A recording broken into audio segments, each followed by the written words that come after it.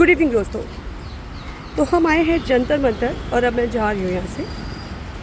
पहले 3 ही क्वेश्चन पूछे, फ़ंड कहाँ से आ रहा है, तो आप वीडियोस में देखिएगा फ़ंड कहाँ से आ रहा है। दूसरा क्वेश्चन था मेरा, मर जाए मोदी कहना क्या ये संविधान के ऊपर ये लोग चल रहे हैं। संविधान की किताबें रखी हैं, संविधान के जनक इनके गुरु हैं, पूज्य हैं, तो उसमें लिखा है कि हमारे लीडर जो देश के रिप्रेजेंटेटिव हैं उनको हम गाली देने का राइट रखते हैं और उसके लिए कोई सज़ा नहीं है।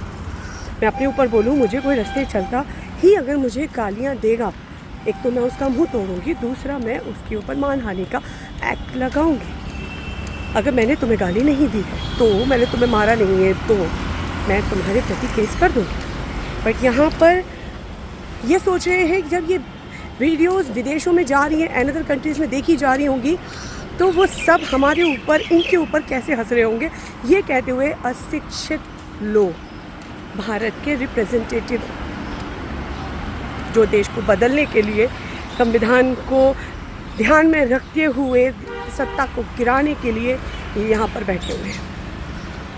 मेरा ऑब्जर्वेशन है BJP versus CJP and CJP is equal to Congress, Aam Aadmi party, Sapa, Baspa. जहाँ बीजेपी अकेली पूरे देश को बनाने और सुधारने का प्रयास कर रही है, बहुत जगह गलती हो रही है।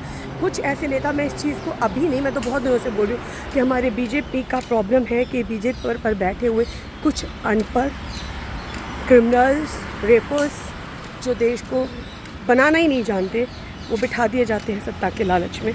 उनको हटाकर, रिमूव करके वेल एजुकेटेड लोगों को बिठाकर बीजेपी अपनी सत्ता को पावर दे सकती है। और यहाँ पर वो क्यों नहीं दे रही है, क्यों लूज़र है, बस वो गलती कर रही है। मैं कभी नहीं चाहूँगी कि बीजेपी को हटाने की भी कोशिश की जाए, मगर मैं चाहूँगी बीजेपी अपने अंदर एक बड़ा बदलाव लाए। और ये इन सब के लिए बहुत बड़ा तमाचा होगा। इनके कहने पर धर्मेंद्र प्रधान तो हट गया, बट उससे ऊपर एक ऐसी हस्ती बिठा दी जाए जो एजुकेशन सिस्टम को एक्चुअल में समझे। क्योंकि आप ही का नारा है, पढ़ेगा इंडिया तभी तो बढ़ेगा इंडिया। और कहाँ पढ़ रहा है इंडिया? यहाँ पर जितने भी लोग थे, कितने वेल एजुकेटेड हैं, कितने पढ़े लिखे, आप उनकी शक्लों से लग रहा है कितने एजुकेटेड हैं वो। एजुकेशन केवल किताबों को पढ़ना नहीं होता, उसको ग्रहण करना, उसको ऑब्जर्व करके उन सिद्धांतों पर चलना होता है। क्योंकि आज की जनरेशन तो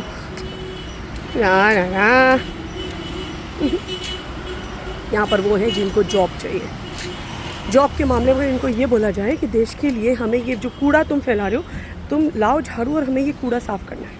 हम गुरुद्वारे जाते हैं तो वहाँ पे हर कोई सफाई करता है ना।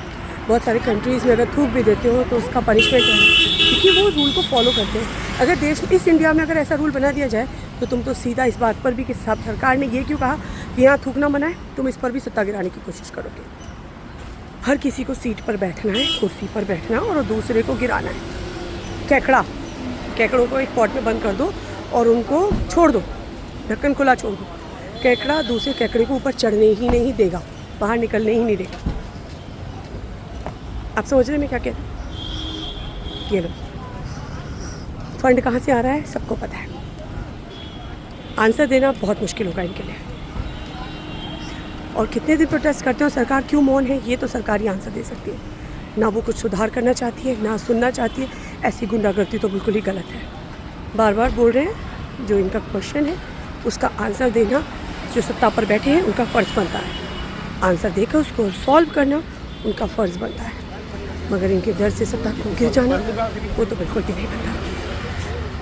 समझ रहे हैं मोदी जी?